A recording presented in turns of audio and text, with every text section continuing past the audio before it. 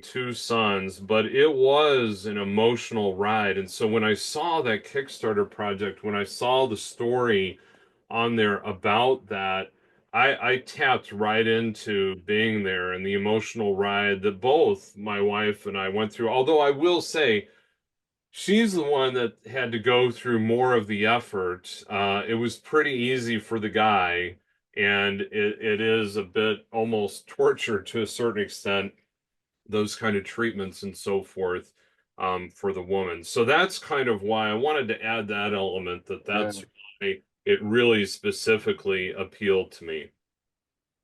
Uh, we're in a special club having done this.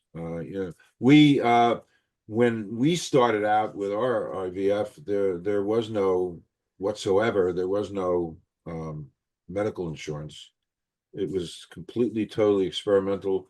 So we had and it was $10,000 back then, Yeah. 1981, 82. It was $10,000 a pop. And we did 3 pops, and that's all they would allow.